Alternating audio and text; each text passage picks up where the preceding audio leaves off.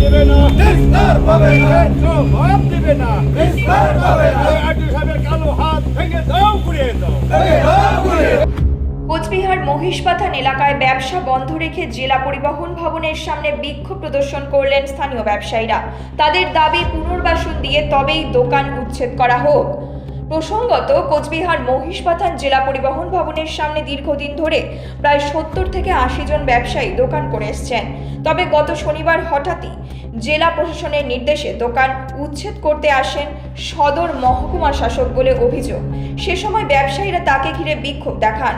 সোমবার পুনরায় ব্যবসায়ীরা পরিবহন ভবনের গেটের সামনে বিক্ষোভ করে আন্দোলনে সামিল হন। তারা বলেন, এইভাবে তাদের দোকানগুলো উচ্ছেদ করে দিলে তারা আগামী দিনে পথে বসতে বাধ্য হবেন।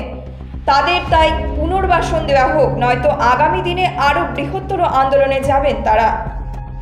আমাদের মহিষবাথানে যারা ক্ষুদ্র ব্যবসায়ী ফুটপাতে যারা ব্যবসা করে খাইতেছেন, আমাদের মামাটি মানুষের সরকার মমতা ব্যানার্জির যে নির্দেশ আছে যে ফুটপাত যারা ছোটো ছোটো করে খাইতেছে তাদের ব্যবসা উচ্ছেদ করা যাবে না। তা সত্ত্বেও এই আরটিও সাহেব নিজের ব্যক্তি স্বার্থে এই উচ্ছেদ অভিযান চালাতেছে। এই উচ্ছেদ অভিযান যদি আরটিও সাহেব বন্ধ না করে, মহিষবাথানের ব্যবসায়ী সমিতি এই আরটিও অফিসের সামনে বৃহত্তর আন্দোলনে নামবে এবং তারা আমরণ অনশনে বসতে বাধ্য হবে। তারপরেও কোনো কাজ না হলে আমরা এই অফিসের টোটাল কাজকর্ম বন্ধ করে দিতে বাধ্য থাকবো। অফিসে কোনো রকম কাজকর্ম হতে দেবো না। আরটিও সাহেবের কাছে আমাদের আবেদন, এই উচ্ছেদ অভিযান যদি আপনি চালায় তাহলে এখানে যারা ছোটো ছোটো ক্ষুদ্র ব্যবসায়ী যারা ব্যবসা করতেছেন তাদের পুনর্বাসনের ব্যবস্থা ওনাকে করতে হবে। পুনর্বাসনের ব্যবস্থা না করে কোনো উচ্ছেদ অভিযান আমরা মানব না। এইটুকু আমাদের ব্যবসায়ী সমিতির বক্তব্য।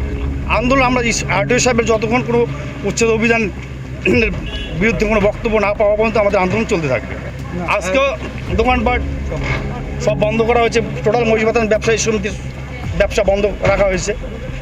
যদি ওনারা এই উচ্ছেদ অভিযান বন্ধ না করে তাহলে ব্যবসায়ী সমিতিও দীর্ঘদিন এই ব্যবসা বন্ধ থাকবে মহিষবাথানে।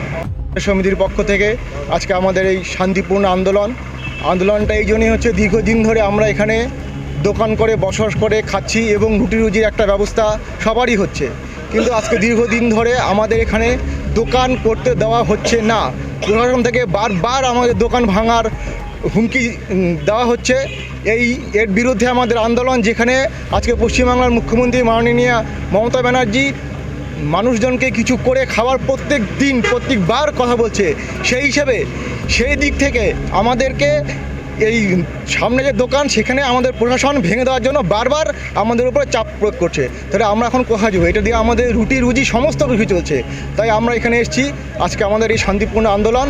আমরা যাতে এখানে স্থায়ীভাবে দোকান করে যে বসবাস করে বা দোকান করে যাতে আমরা খেয়ে রুটি রুজি চালাতে পারি, সেই জন্য আমাদের এখানে আমরা সমবেত হয়েছি এবং আমাদের এই আন্দোলন। তখন আমরা অনেকবার বাধা দিয়েছি, প্রশাসনকে বারংবার জানিয়েছি, কিন্তু প্রশাসন আমাদের কথায় কোনো রকম কর্ণপাত করেনি। এই জন্য আমরা বাধ্য হয়েছি এখানে সমবেত হয়ে একটা আমরা জীবন মরণ আমাদের একটা সমস্যা, আমার দরকার হলে আমরা জীবন দিয়ে দিব, তা আমরা এখানে দোকান ভাঙতে দেবো না। Bureau report, news metro.